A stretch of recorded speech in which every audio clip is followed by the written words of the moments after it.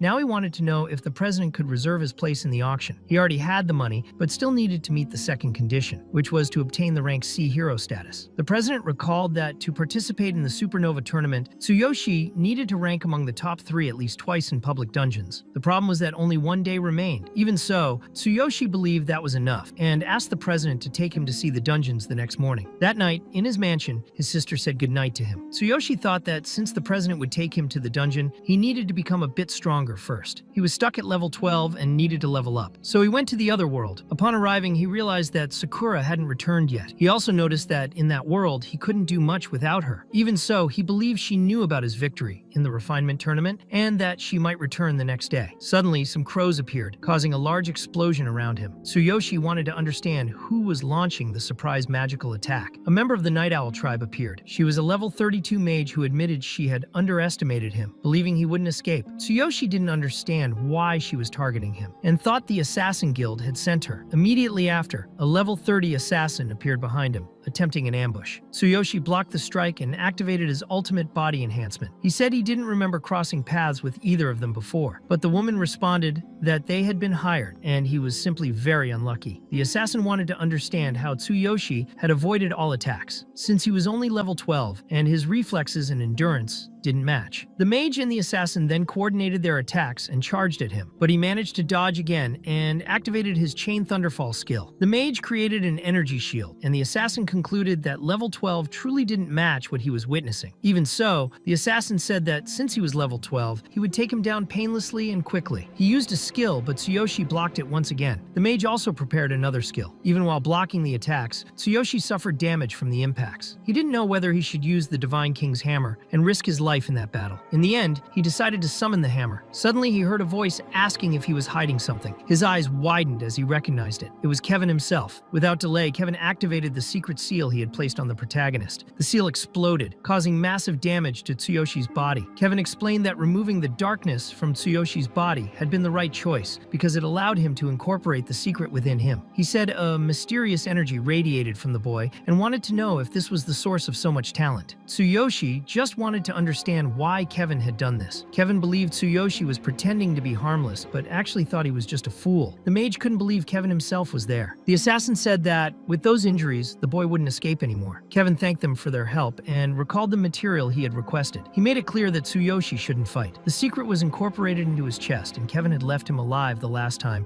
when he was completely defenseless. Tsuyoshi still didn't understand the reason for all this, as he had never done anything against Kevin. Then Kevin revealed that Tsuyoshi's talent in refinement was a direct threat, and that was why he had to die. Hearing this, the protagonist began to laugh. Deep down, he knew that the great master Kevin, considered a genius, was afraid of him and had acted cowardly. Kevin became furious at these words and promised to tear Tsuyoshi's brain to pieces. At that moment, Frieren ran in, asking her master to leave the boy alone. Kevin was impressed to see Frieren showing compassion for a human. Even so, he said she wasn't involved and should leave. But when she refused to go, Kevin struck her forcefully. Kevin made it clear that no matter who appeared, that would be the protagonist's last day. He then used a spell called Annihilation, which was cruel and concentrated a massive amount of magical energy on the victim's brain, causing internal deformation. As the magic was activated, Tsuyoshi's system sent a message saying an update was in progress. 10% of the surrounding energy had already been absorbed to repair the user's body. This made Tsuyoshi's body exude intense energy. Kevin couldn't understand what was happening, as his magic had been absorbed in an instant. The mage saw that the boy was still alive and also wanted to understand how this was possible. Thanks to Frieren's intervention, Tsuyoshi had gained enough time.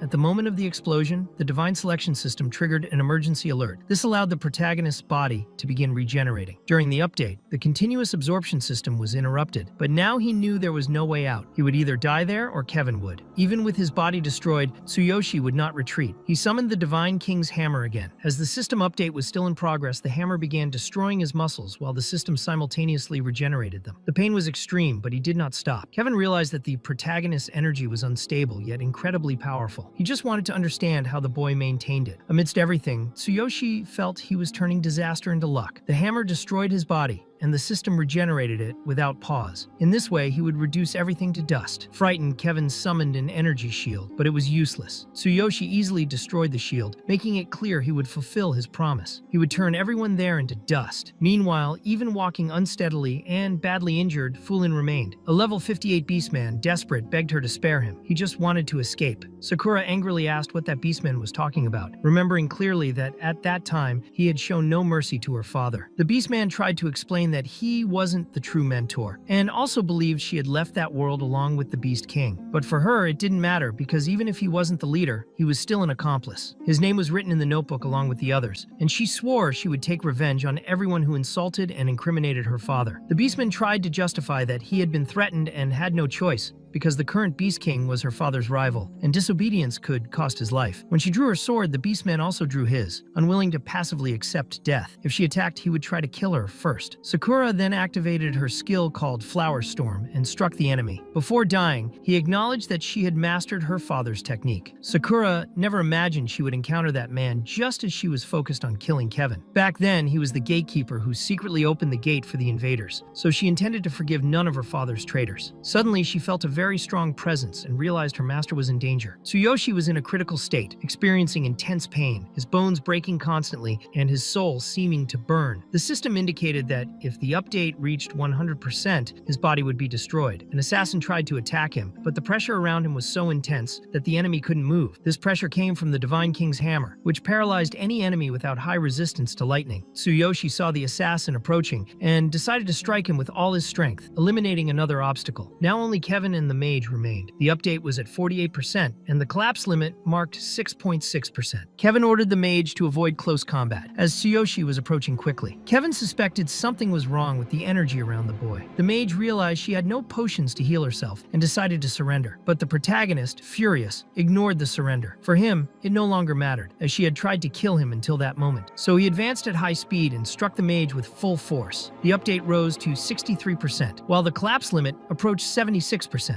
Seeing the mage die, Kevin grew angry, considering them useless. He had trusted them to stop Tsuyoshi, but now he was alone. He then activated a skill called Laws of Earth, Wind, and Thunder, asserting that the boy would never be able to drag him down because he did not understand the true power of the laws. Kevin found it interesting to have been forced to use this power. He launched his attack, but Tsuyoshi resisted, and the system panel showed that the collapse limit had reached 86%. Tsuyoshi then decided to sacrifice his own life to further amplify the power of the hammer, forcibly releasing missing 30% of the Divine King's hammer's power, while the update was still at 63%.